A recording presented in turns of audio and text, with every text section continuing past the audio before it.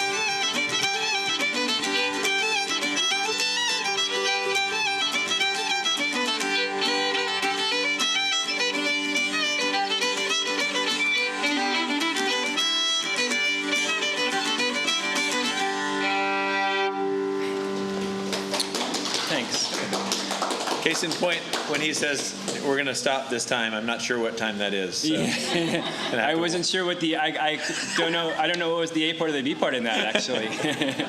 It was the high and low. So just so you can hear it, here's how Alan Sisson did that higher part.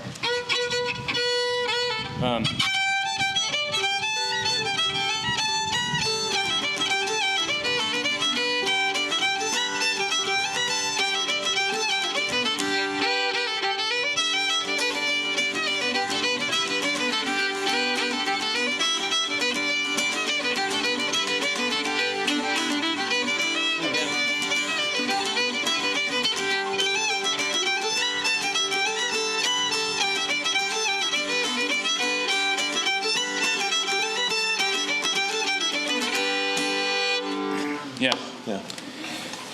Cool. So that's walking the water, and we'll come back to that at the end, and maybe it'll even be 1 degree warmer when we do that, and you'll feel like getting out your fiddles.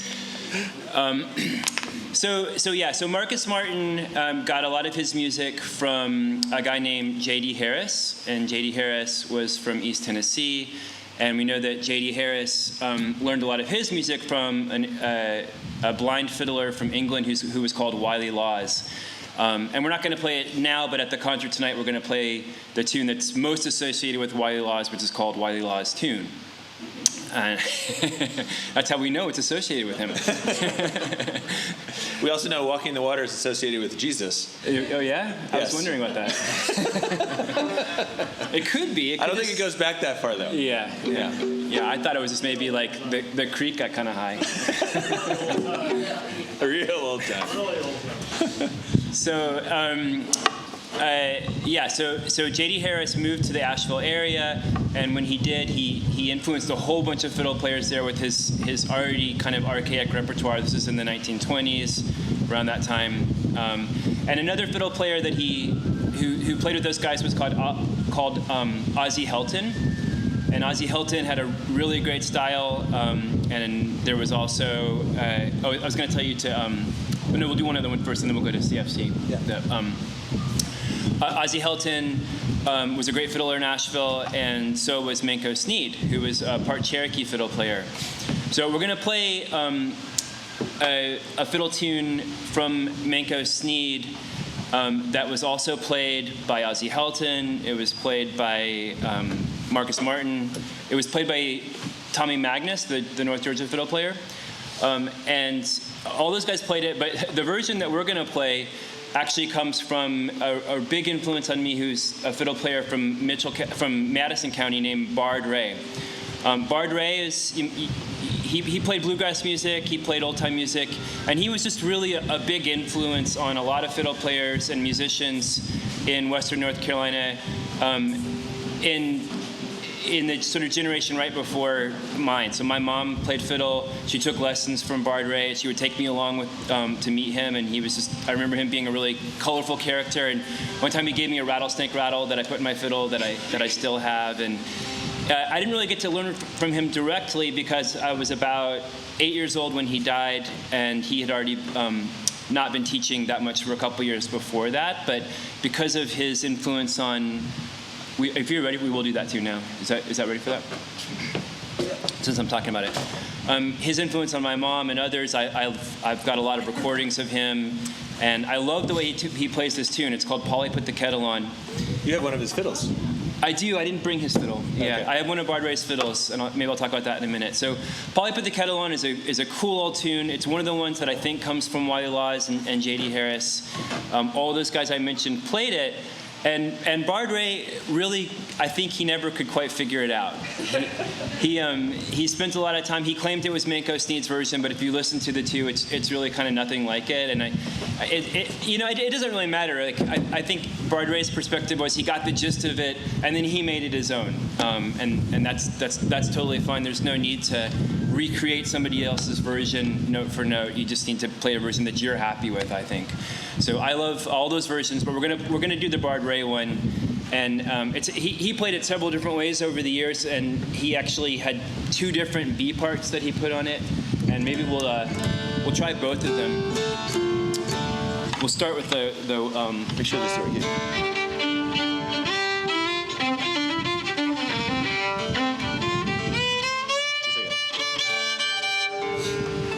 Got it.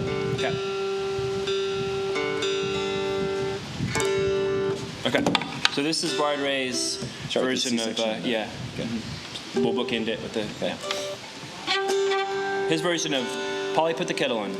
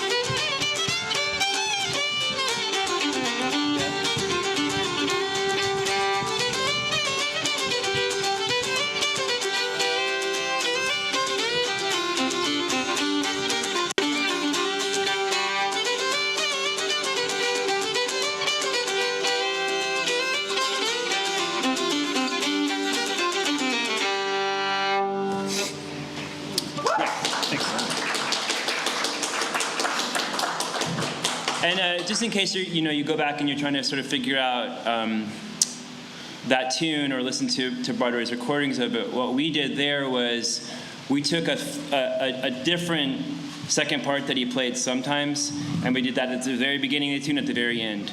And all the rest of the time, we just played the two parts that he kind of played the most. It's just our little arrangement that pays homage to his various versions over the years.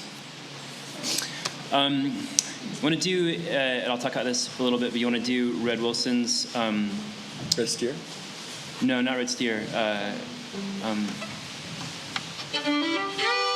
Sure. What's that? Yeah. Sure. I can play guitar. Sure. Yeah. What is that? It's Red Wilson's. It's Grassy Creek. Grassy Creek. Yeah. Yeah, this is great. I love this tune. I've never played it on guitar. It'll be fun. Okay. So great fiddle player that was still alive when I was growing up in Western North Carolina was called Red Wilson, and he lived in Bakersville, North Carolina. Played a lot with people in Tennessee. He played with Steve Ledford and the kind of Ledford family. Just really, really great kind of musicians that straddled this line between bluegrass and old time. And I used to see him play with my main teacher, who I'll talk a little bit more about later, Bruce Greene. They played often around South Toe Valley, and Bruce would back him up on banjo. And I think Bruce was really responsible for kind of getting Red to play again. He got him invited to various gatherings like the Swananoa Gathering and things like that, and got him out playing a lot towards the end of his life. And Red had a lot of cool tunes, but he also wrote tunes. And we're going to play a tune that he wrote that's called Grassy Creek. And it's a great jam tune. It's a good jam tune. Yeah, it's a fun kind of just basic breakdown tune in the key of G, with just a little bit of a twist in it. But when I was a kid, and up until not that long ago, I was very into skateboarding, despite growing up in an area that was terrible for skateboarding. And one of the best skateboarding spots near me was in the community of Grassy Creek. So every time we play this tune, I think back to like that little curb that I spent many, many hours skateboarding on. I don't think that's what Red Wilson had in mind, but that's okay. So this is Red Wilson's Grassy Creek.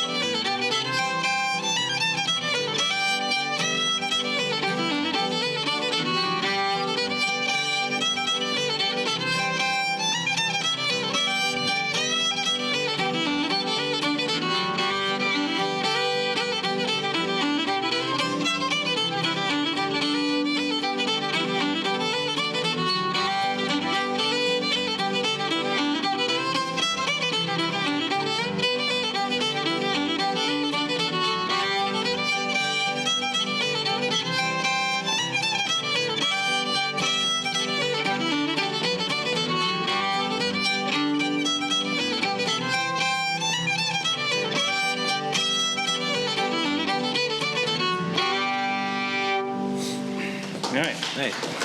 I haven't played that in a long time. Yeah. Also, my pinky doesn't work in the cold very well. Cool. All right, how we doing? Has anybody ever played that tune? I tell you, I have a little propane heater if you want me to Oh, set it up. okay. Cool. I think we're doing okay for now. I'll just try to avoid tunes that you. Yeah. Yeah. Cool. So that's Red Wilson and his tune Grassy Creek. What would be good to go next? Maybe something from Osey Helton. Or something in Cross. Do something I got from Bruce, maybe. Yeah. Yeah. So, for me, what I think of when I think of Western North Carolina the most is probably my biggest fiddle influence, who is Bruce Greene. Bruce Greene is actually, in a way, not a Blue Ridge Mountain fiddler at all. He's from he picked up all of his tunes in Kentucky, and if you spent much time playing old time music, you know about him, or you know tunes that come from him. There are literally, I think, hundreds of tunes that people play that no one would play if he hadn't kind of uncovered them and recorded them from the very old timers at that time in the 70s. I mean, he was in the 70s going around recording guys who were in their 70s and 80s. So kind of just really at the last possible moment. And he was also responsible for the Sawyer family releasing the home recordings that they had made of John Sawyer in 1940 and 1941. And John Sawyer is, arguably one of the greatest old-time fiddle players that we have on record. So for me, growing up in Western North Carolina, I was neighbors with Bruce Greene. We had a little farm, and I traded him goat's milk and blueberries from our little farm for fiddle lessons for a couple years. Right around that time, I was in junior high school and at the end of elementary school. And so that's what I think of when I think of Western North Carolina fiddling is Bruce Greene, and of course he's still there playing, and now has been for many decades. So we can do some tunes from Bruce. Yeah.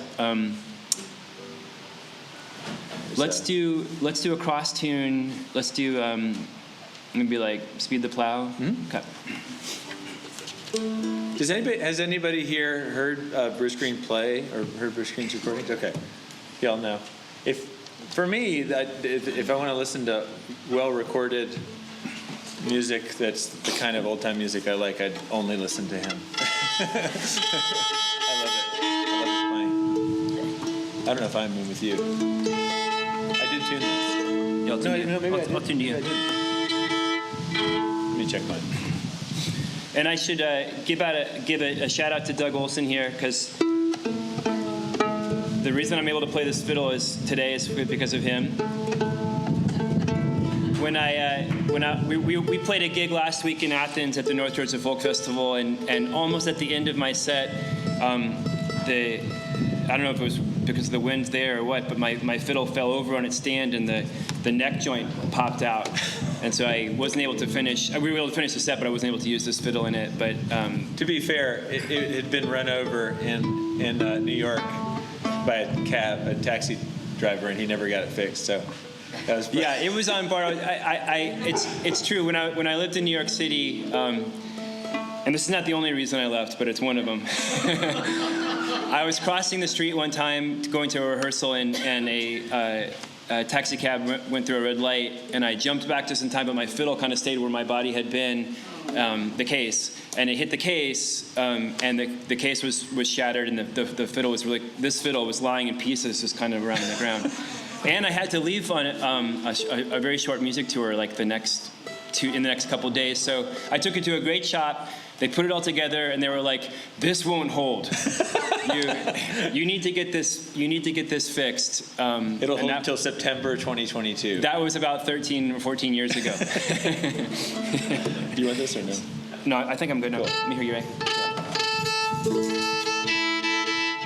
The tune is called "Speed the Plow."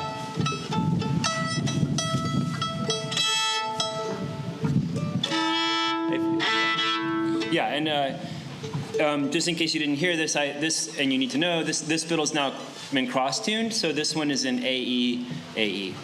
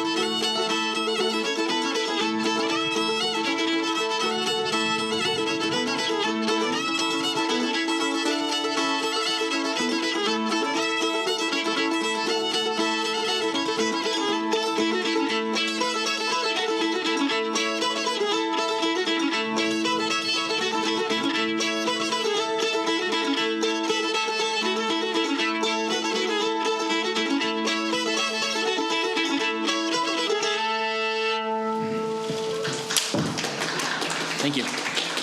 Let's do Selene County. Okay. Yeah. So now we'll do a tune that we learned in Georgia in the past 5 years or so from our friend, the late Art Rosenbaum. Art Rosenbaum, as folks I'm sure know, many of you know, that he was just an incredible guy, wonderful painter, wonderful musician, and also a great collector of tunes like Bruce Greene. And we were privileged enough to get to spend a lot of time with Art in the last 10 years, and he sings and plays on one of our recordings that we have, and it's just always really fun to be around him. He had a great personality. Even to the very end of his life, he was a really curious person. He was always connecting the present to the past. I think he always got excited about young musicians. And it was fun to play with him. So we're going to play a tune that we got from him that's called Selene County, and this is a tune he learned from Earl Murphy. Earl Murphy was a fiddle player from Missouri who had relocated to Athens, Georgia, and he died before. I don't know if you ever met him, but he died before I moved to Athens, so I never got a chance to meet him. But it's kind of fun to play this tune because Art got it from Earl, and then he taught it to us, and it's one way of remembering him. Yeah, we've only heard it in Athens, Georgia, and so it relocated, and we haven't met a Missouri player that knows the tune yet. And the tune title, Earl Murphy learned it from his father, and he didn't remember the name of it. So Earl Murphy's grandson, whose name is Andy Carlson, another great fiddle player, just suggested that they call it Selene County, which is the name of the county where Earl Murphy was from. So that title is probably not, it's obviously not the original title. So this is another one in Cross A. And we recorded this one with Art. So Art died about 3 weeks ago, maybe a month ago. And so this is on our last record with him. We played this with him in California. Yeah.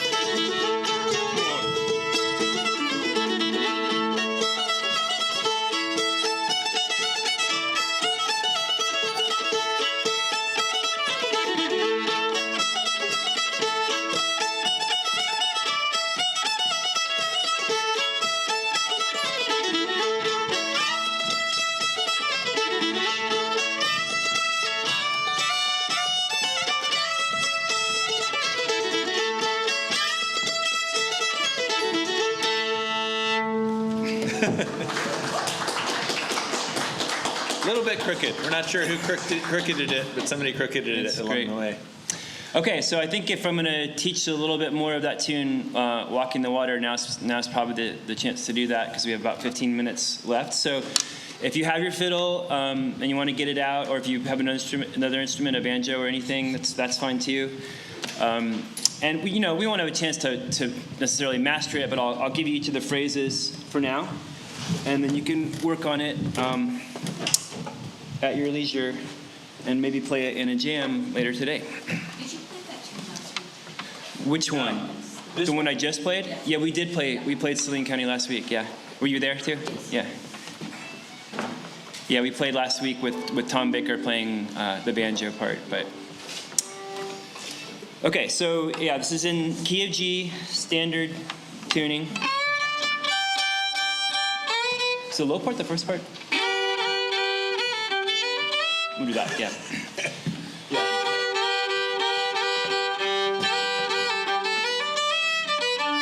So this tune has a lot of the characteristics that I love about Blue Ridge Mountain fiddling, and using that, especially in the key of G, being able to do that chord, being able to play the third finger on the D string and the first finger on the B string is a nice thing to work on. If you don't feel like you're at that point to do that, that's fine. The melody note is just the B. But you can do it as the chord, like that.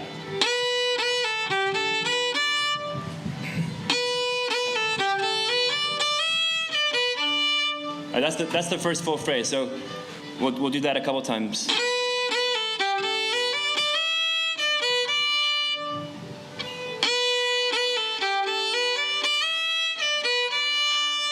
Again.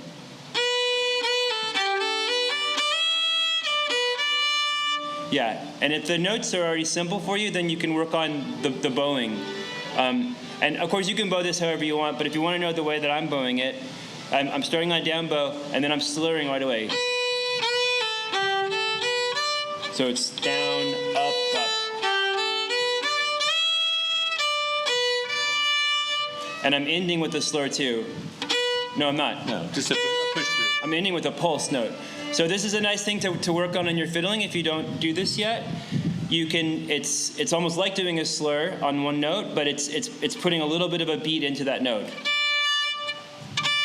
And you get that effect by moving your bow more quickly and a little bit more pressure.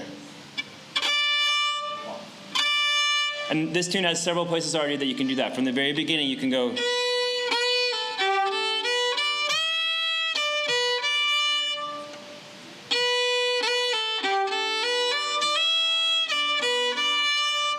Okay, that's the first phrase. And then the next one is.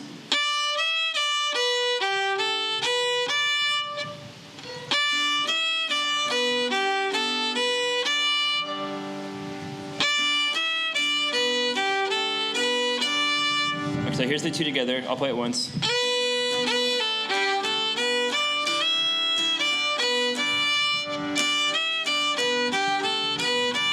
And then let's just to finish it. So, okay. I'll just cycle that first part a few times so you can feel comfortable with it.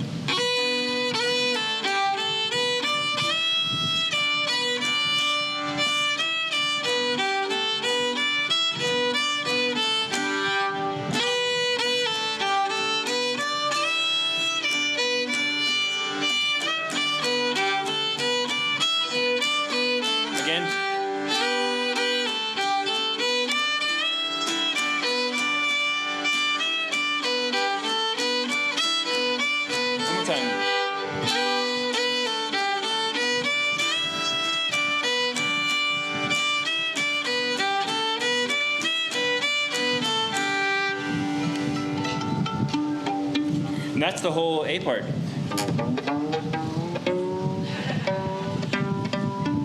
There's actually only one other new phrase, pretty much, in the whole thing. Yeah, but that is the whole A part, right? Yeah. Yeah, so you do that however many times the person that you're playing with wants to do it with you. I think I think it's often three, yeah. Right? We do it three. You could square it up and do it four, or you could do whatever you and your friends choose to do. All right, now the B part goes up to the E string, starting with the G note there.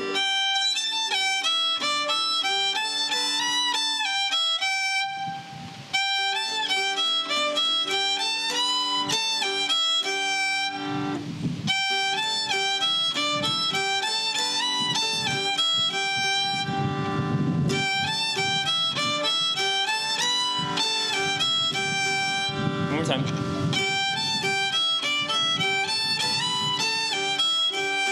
All right, there's only one more phrase, and then it's.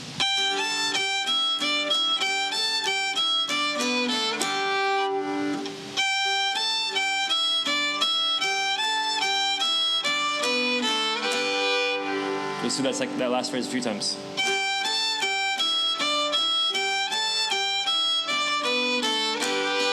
One more time.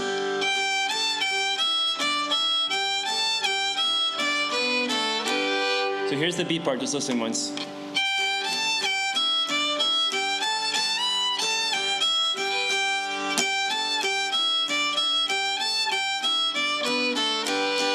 Let's just circle that a few times, a little slower than that.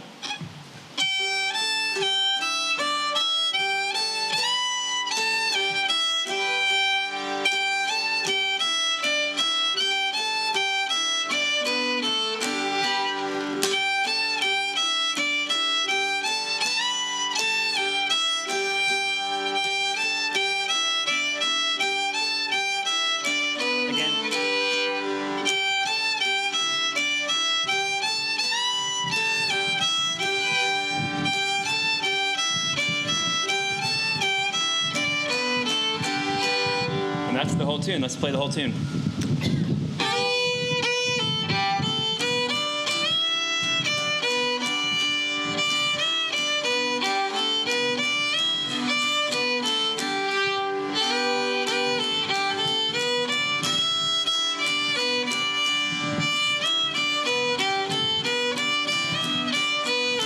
B part.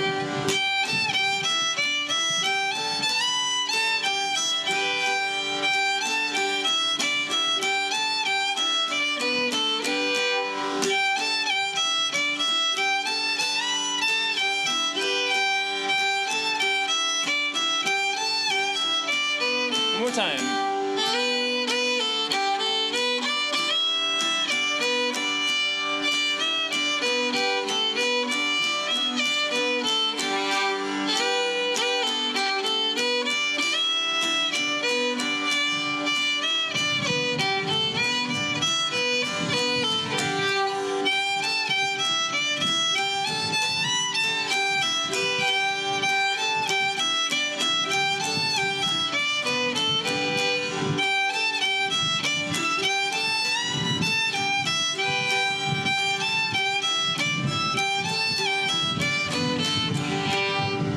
Isn't that pretty?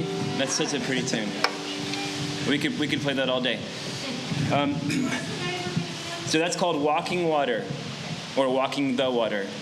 And I'm sure you guys have your sources if you listen to our old stuff, but if you just Google that and look up Marcus Martin, he introduces it by saying, "Walking the Water," and then he plays it.